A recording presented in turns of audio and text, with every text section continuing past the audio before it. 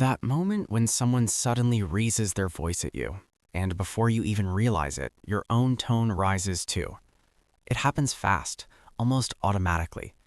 One second you are trying to explain yourself, and the next you are caught in a battle of egos, both sides speaking louder, sharper, faster. In that instant, something inside you shifts. Your calm disappears. Your mind becomes reactive. Words start coming out that you didn't plan. Emotions take the lead, and the conversation stops being about understanding and turns into winning. After it's over, the real struggle begins. Your head fills with noise. You replay the scene again and again. I should have said this. I shouldn't have reacted like that. Why did I let them get under my skin? The frustration is not only about what the other person said, it's about the unsettling feeling of losing control over yourself. You feel as if your peace was taken from you in just a few seconds. But what if that moment could unfold differently? What if there was a more elegant way to respond? One that doesn't require shouting louder, proving dominance, or defending yourself with emotional force. Imagine staying composed while tension rises, keeping your center even when the atmosphere becomes charged. There is a way to handle conflict that protects your dignity and your mental clarity at the same time, and it begins with understanding that your first reaction is not your only option. It may sound counterintuitive, but lowering your voice in the middle of tension can give you more psychological power than raising it. Most people assume that volume equals authority, that the louder person controls the situation. In reality, the opposite is often true. When someone shouts, they are usually reacting from emotion, not intention. Their nervous system is in defense mode, pushing energy outward in an attempt to dominate or protect. When you respond by speaking more quietly, you interrupt that automatic pattern. You slow the rhythm of the interaction and signal that you are not competing on the same emotional level. A calm, steady tone forces the other person to adjust, to listen more carefully, and sometimes even to question their own intensity. This is the difference between instinctive reaction and conscious response. Reaction is fast, loud, and driven by impulse. Response is deliberate, grounded, and guided by awareness. By lowering your voice, you are not becoming weaker or submissive. You are choosing control over chaos. You are showing that your presence does not depend on volume, but on clarity and stability. In that quiet shift, real influence begins to appear. At first glance, shouting can look like strength. A raised voice feels dominant, forceful, and intimidating. But when you look deeper, it often reveals the opposite, a moment of emotional weakness. When people yell, their nervous system is usually dysregulated. They are no longer choosing their behavior consciously. They are reacting to internal pressure, frustration, or fear. The louder the voice becomes, the less space there is for clarity, listening, or thoughtful dialogue. Instead of solving the issue, shouting tends to escalate the conflict. It pushes both sides into defensive mode, where the goal shifts from understanding to protecting the ego. This creates a cycle of tension that feeds on itself, making resolution more difficult with every exchange. Over time, repeated outbursts also damage mutual respect. Words spoken in anger often go further than intended, leaving emotional residue that lingers long after the argument ends. Authority built on volume is unstable because it depends on overpowering others rather than guiding them. True emotional strength, on the other hand, comes from the ability to stay grounded under pressure. Recognizing shouting as a sign of overwhelm, not control, allows you to respond with awareness instead of getting pulled into the same storm. Tactical, calm communication is not about saying less because you have nothing to say. It is about saying less because you understand how psychological rhythm works. Every intense interaction has a tempo. When emotions rise, the pace usually becomes fast, chaotic, and reactive. People interrupt each other, sentences overlap, and meaning gets lost in the urgency to defend a position. By introducing deliberate pauses and using an economy of words, you begin to take subtle control of that rhythm. A short silence before responding creates space for both minds to slow down. It signals that you are thinking, not reacting. In a workplace setting, for example, imagine a colleague raising their voice during a meeting. Instead of matching their intensity, you pause, maintain steady eye contact, and respond with a calm, concise statement. Your measured tone naturally encourages others to lower theirs because communication becomes clearer at a slower pace. The same dynamic applies in personal relationships. When one partner speaks emotionally, a grounded response can prevent the situation from spiraling into a full argument. This approach gradually reduces tension because it shifts the interaction from impulse to intention. Calm brevity removes unnecessary fuel from the conflict, allowing understanding to replace friction. Over time, this controlled communication style builds credibility and quiet influence. People begin to associate your presence with stability, making it easier to resolve disagreements before they escalate. Silence, when used with intention, is not emptiness, it is a form of elegant pressure.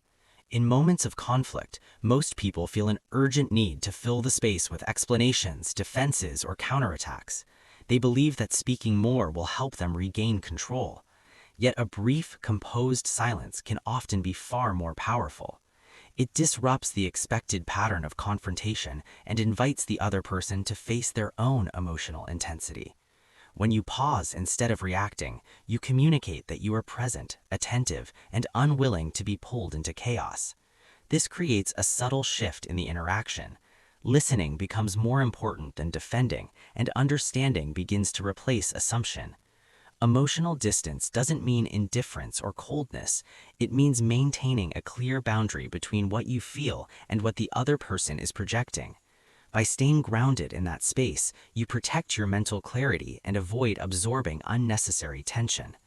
Over time, this ability to remain centered allows you to respond thoughtfully rather than impulsively. Silence becomes a tool that reinforces self-respect and encourages more balanced communication. In that quiet moment, you're not withdrawing, you are choosing stability over emotional noise. Setting clear boundaries calmly is one of the most practical ways to protect your self-respect during conflict. Calm authority doesn't mean being passive or silently tolerating behavior that feels disrespectful. It means choosing to express your limits without losing emotional control.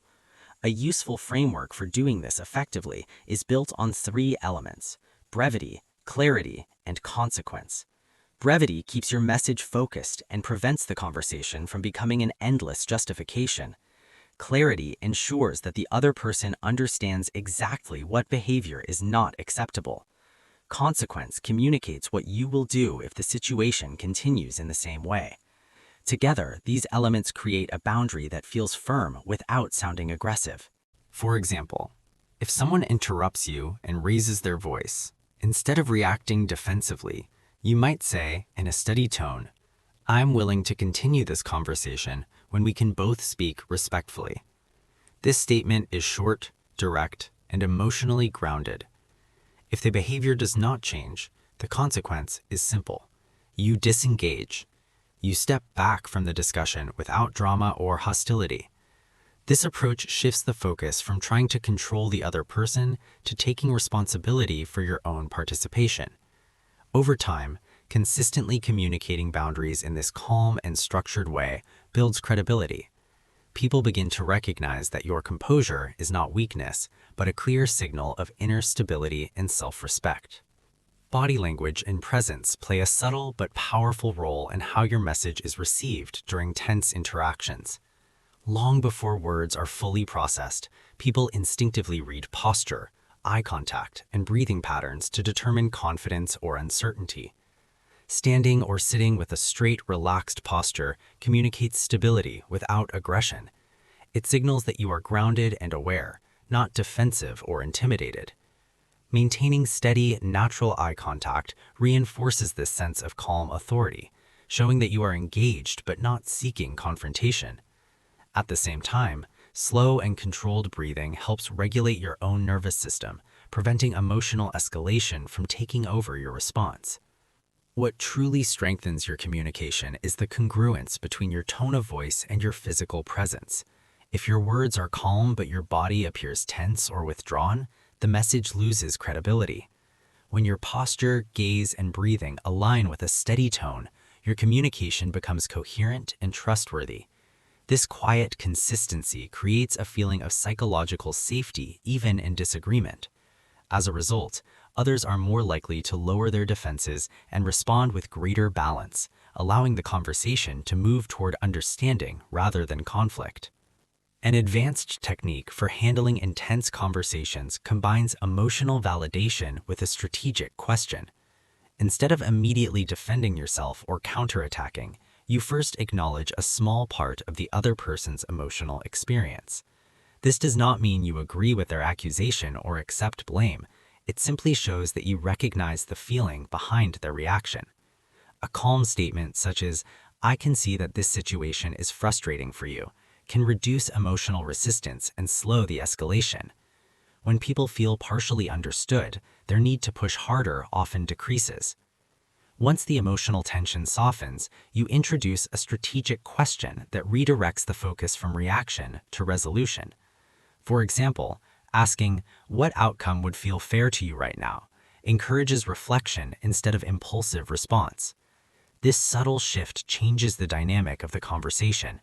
You are no longer trapped in a cycle of defending positions. You are guiding the interaction toward constructive thinking. In this moment, you demonstrate conversation leadership without dominating or imposing control. Your calm tone, concise words, and purposeful question create a pathway toward clarity. Over time, practicing this approach strengthens your ability to influence difficult discussions while preserving both respect and emotional balance. Real transformation begins when you choose stability over volume.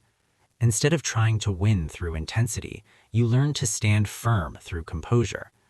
This shift may seem small at first, but it gradually changes how you see yourself. Each time you respond with calm clarity rather than emotional reaction, your sense of self-respect grows stronger. You start to trust your ability to handle tension without losing your center. Over time, this inner stability also reshapes your relationships. Conflicts become less explosive, communication feels more balanced, and others begin to respond differently to your presence. What once triggered frustration becomes an opportunity to practice awareness. In choosing steadiness again and again, you are not only changing conversations, you're changing the way you move through the world.